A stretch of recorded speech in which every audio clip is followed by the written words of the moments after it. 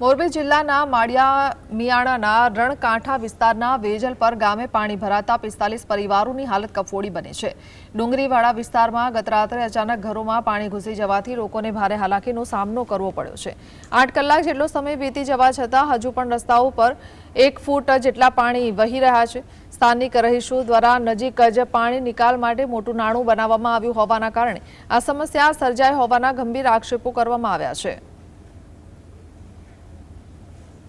માળિયાના રણકાંઠા વિસ્તારમાં ગઈકાલે ભારે વરસાદ વરસ્યો હતો, તેના કારણે જે વેજલપર સહિતના જે વિસ્તારો છે તેમાં ઘરોની અંદર પાણી છે તે ભરાયા હતા। આજે વેજલપરના જે ડુંગરીપરા વિસ્તાર છે ત્યાંના દ્રશ્યો છે, જ્યાં હજુ પણ જે પાણી છે તે ભરાયેલા જોવા મળી રહ્યા છે। કેસો જે વરસાદ ગઈકાલે વરસ્યો હતો તેના કારણે શું મુશ્કેલીનો સામનો છે તે કરવો પડી રહ્યો હતો?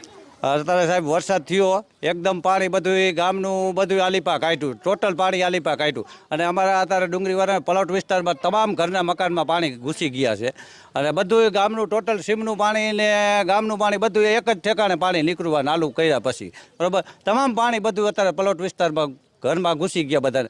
જો તંત્ર ધ્યાન નહીં આપે અને આવનારા દિવસોની અંદર ભારે વરસાદ છે તેવો પડે તો કેવી પરિસ્થિતિ નિર્માણ થશે? તો અહીંયા રહેવું બહુ મુશ્કેલ થઈ પડે એવું છે અને માણસોના જીવ જોખમમાં છે સાહેબ, આવી પરિસ્થિતિ છે। બિલકુલ, તો જે પ્રકારે વાત કરવામાં આવે તો હજુ પણ આવનારા દિવસોની અંદર જો ભારે વરસાદ પડશે તો આથી વધારે પરિસ્થિતિ છે તે વિકટ બની શકે છે। હાલ તો જે કહી શકાય કે વેજલપર સહિતના જે વિસ્તારો છે તે વિસ્તારોની અંદર જીએસટીવીની ટીમ છે તે પહોંચી છે ને જ્યાં કહી શકાય કે જે ઘરોની અંદર ગઈકાલે ભારે વરસાદના કારણે 35 થી 40 જે પરિવારો વસવાટ કરી રહ્યા છે તેમના ઘરની અંદર કેળ સમાળા પાણી છે તે ભરાયા હતા। હજુ પણ પાણી છે તે ઓસરી રહ્યા છે, પરંતુ હજુ પણ પાણી ભરાયેલા નજરે પડી રહ્યા છે। ત્યારે જીએસટીવી જે ગ્રાઉન્ડ રિપોર્ટ કરી રહી છે તેમાં સ્પષ્ટપણે કહી શકાય કે જે લોકોને અત્યારે આજે ભારે વરસાદના કારણે મુશ્કેલીનો સામનો છે તે કરવો પડી રહ્યો છે। રવિ સાણંદિયા, જીએસટીવી, મોરબી।